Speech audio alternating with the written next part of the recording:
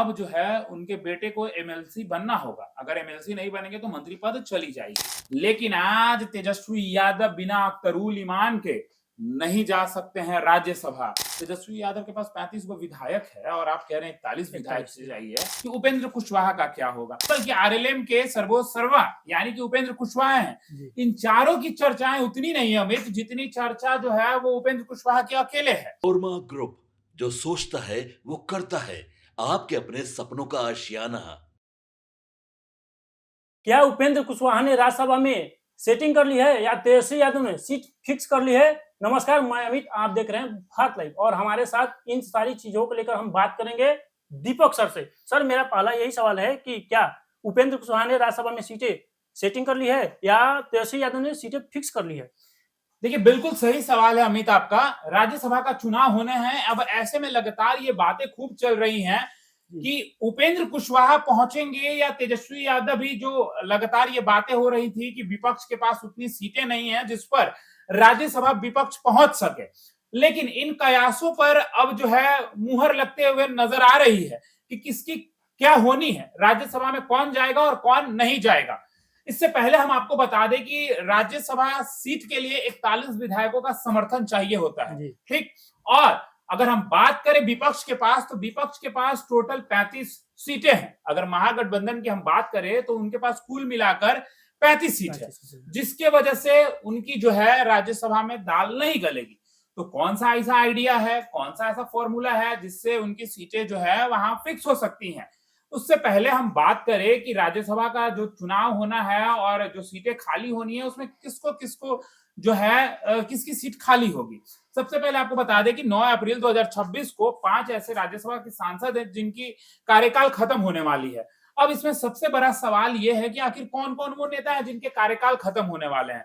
तो हम बात करें तो जदयू से 2 हैं, आरजेडी से 2 हैं और एक जो है वो कोई और नहीं बल्कि आरएलएम के सर्वोच्च सर्वा यानी कि उपेंद्र कुशवाहा हैं। इन चारों की चर्चाएं उतनी नहीं है अमित, जितनी चर्चा जो है वो उपेंद्र कुशवाहा के अकेले है।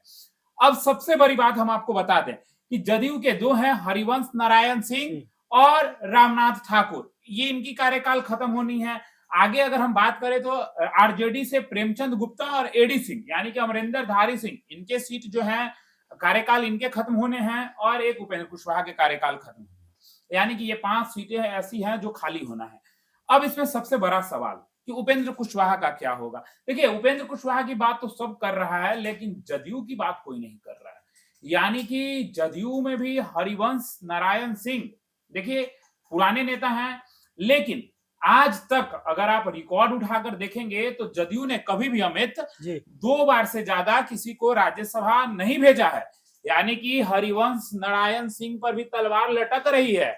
ये तो सब दिखा रहा है कि उपेंद्र कुशवाहा राज्यसभा जाएंगे नहीं जाएंगे, कौन आएगा कौन जाएगा, आरजेडी का क्या होगा, लेकिन ये कोई नहीं बता रहा है कि हरिवंश नारायण सिंह जो है वो 2 बार जा चुके हैं, ये तीसरी बार है और 3 बार आज तक जदयू ने कभी नहीं भेजा है और ये तीसरी बार है। तो क्या हरिवंश नारायण सिंह जाएंगे नहीं जाएंगे, ये सबसे बड़ा सवाल है।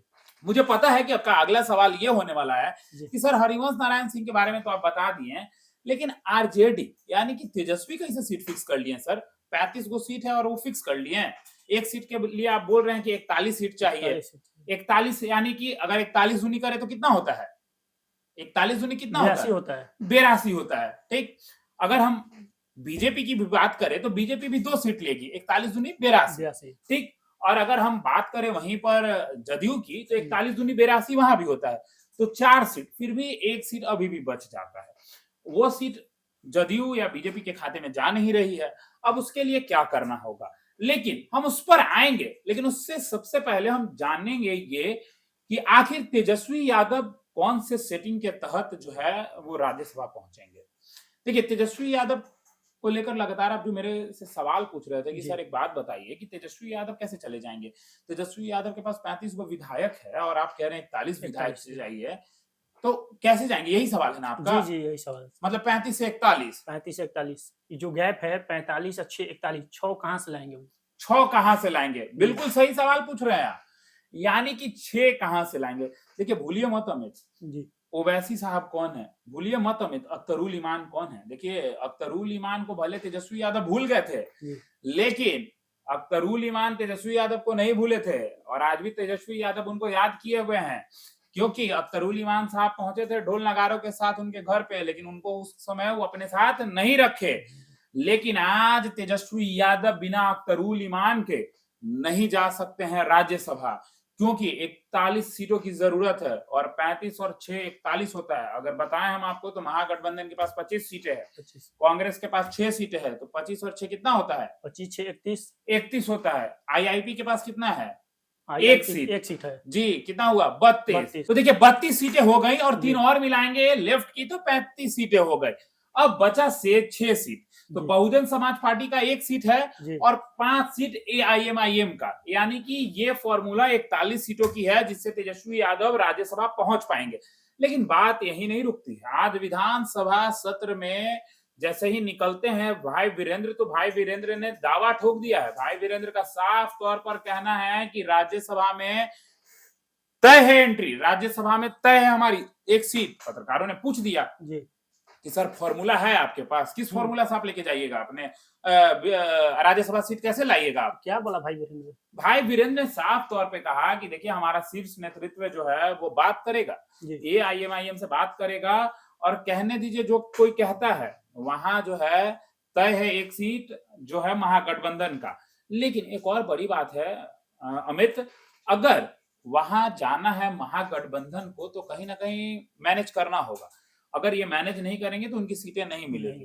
पहले भाई वीरेंद्र ये कहते नजर आए थे कि आरजेडी को सीट मिलेगी, लेकिन जैसे ही पत्रकारों ने सवाल पूछा तो फिर महागठबंधन बोले, क्योंकि भाई एआईएमआईएम भी तो हैं, फिर उसके बाद बीएसपी है, फिर उसके बाद कांग्रेस है, लेफ्ट है, तब ना जाके आप एक हैं, तो अकेले तो होगा नहीं होगा। अब देखना दिलचस्प होगा कि अगर मान लेते हैं इन लोग 41 कर भी लेते हैं तो वहां कौन जाएगा, क्योंकि एमएलसी के चुनाव भी अभी होने वाले हैं और एक एमएलसी बराबर 25 से 26 विधायक, उसमें भी तेजस्वी यादव जो है गड़बड़ा जाएंगे, उसमें भी 1 ही सीट हो पाएगी। अब 2 सीट वहां होना बहुत नेक्स्ट टू इम्पॉसिबल है, हो ही नहीं सकता है।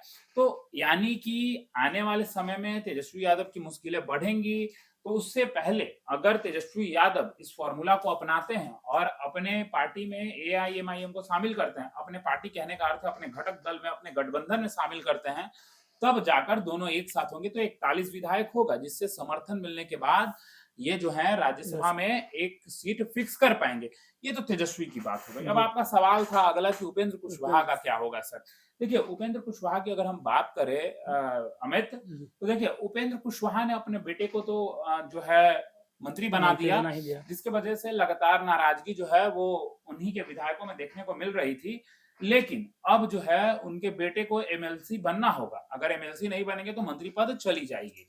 अब उपेंद्र कुशवाहा को लगातार लेकर ये बातें कही जा रही है कि आखिर उपेंद्र कुशवाहा के लिए इतनी कुर्बानी क्यों देगी भाजपा हर चीज क्यों देगी उपेंद्र कुशवाहा को, तो जिसके वजह से ये खबरें लगातार चल रही हैं कि उपेंद्र कुशवाहा के जगह जो है वो नितिन नवीन जो राष्ट्रीय अध्यक्ष भाजपा के अब सर्वोपरि हो चुके हैं और बॉस हैं, तो वो भी जा सकते हैं। ये बातें खूब चल रही हैं और एक खबर तो और चल रही थी कि चिराग पासवान की मां भी जा सकती है। अब आने वाले समय में देखना होगा कि उपेंद्र कुशवाहा की जगह कौन जाता है। अब फिलहाल ये जो सामने हम लोगों के है उसमें यही दिखाई देता है कि तेजस्वी यादव को 41 सीटें चाहिए होंगी, तब जाकर 41 समर्थन विधायकों का चाहिए होगा, तब जाकर 1 सीट मिलेगा उनको। और उपेंद्र कुशवाहा वाले पेज में नितिन नवीन अगर सामने आते हैं तो देखना दिलचस्प होगा कि किसको कहां तक ले जाया जाएगा। और भाई वीरेंद्र ने साफ तौर पे कहा है कि 1 सीट उनकी फिक्स्ड है। तो आपने देखा किस प्रकार से जो तेजस्वी यादव की सवालें थी और उपेंद्र कुशवाहा को लेकर जो राज्यसभा सीटों को लेकर बात की जा रही थी, किस प्रकार से दीपक सर ने इस बातों को रखा और दर्शकों को समझाने की बातें कही। तो फिलहाल इस खबर में इतना ही। आगे तमाम खबरों को जानने के लिए बने रहे भारत लाइव के साथ। आपके सपनों को हमने सजाया है, ई होम्स पैनोरामा को हमने बनाया है। ई होम्स मेरा एक सपना था जिस पे मैं पिछले 4 साल से काम कर रहा था। हमने जो बनाया है वो सबने है माना। ई होम्स पैनोरामा में हो आपका भी आशियाना। और फाइनली हमने 2021 में इस प्रोजेक्ट को लॉन्च किया। बहुत लोग अप्रिशिएट कर रहे हैं कि पूर्णिया जैसे शहर में, बिहार के, एक तो बिहार की बात करें उसमें भी पूर्णिया जैसे छोटे जगह में इस तरह का लाइफस्टाइल देना, ये सुन के हम लोगों को बहुत अच्छा लगता है। ई होम्स में हमने कुछ और भी किया है, जैसे हम जिस जगह में रह रहे हैं हमारे फैमिली सिक्योर हो, उनको सिक्योरिटी का ध्यान में रखा है। आपकी सुविधा और सुरक्षा आपके लिए खास है, ये आपका विश्वास है। इसमें आर्टिफिशियल इंटेलिजेंस का 7 लेयर सिक्योरिटी का हमने इस्तेमाल किया है। लस ग्रीन कैंपस को बनाया है, यदि हमारा बाउंड्री वाल है तो वो वर्टिकल गार्डन है। ये जितनी भी फैसिलिटी होता है एक इंटरनेशनल टाउनशिप में, ई होम्स है, ये हम लोग विश्वास नहीं कर पा रहे हैं। जो भी हमारे मित्र दोस्त या जो भी हमारे बाहर के बाहर आते हैं तो हम लोगों को बहुत अच्छा सुनने को मिलता है और बहुत अच्छा क्रेडिट मिल रहा है। वो सारा हमने सिर्फ एक बिल्डिंग नहीं बनाया, हमें एक बहुत अच्छा लाइफस्टाइल दिया ई होम्स में, और मेरा एक सपना था जिसको मैं आज फुलफिल होते हुए देख रहा हूँ। ये आपका आवास है। ई होम्स पैनोरामा में अब आपका निवास है। E Homes Panorama, luxurious lifestyle redefined. Panorama group, जो सोचता है वो करता है। अगर ये वीडियो पसंद आई और वह बिहार के राजनीति और बिहारियत से सरोकार रखेनी तो सब्सक्राइब बटन दबा के चैनल के सब्सक्राइब कर ली। ओजे एगो घंटी बा, ओकरा बटन दबा देला से कुल सटीक और मारक खबर रुआ मुफ्त में मिल जाई। अगर रुआ पत्रकारिता के हमनी के नया प्रयोग में सहयोग कर चाहतानी तो ज्वाइन बटन दबा दी। पेटीएम नंबर नोट कर ली 9386816700।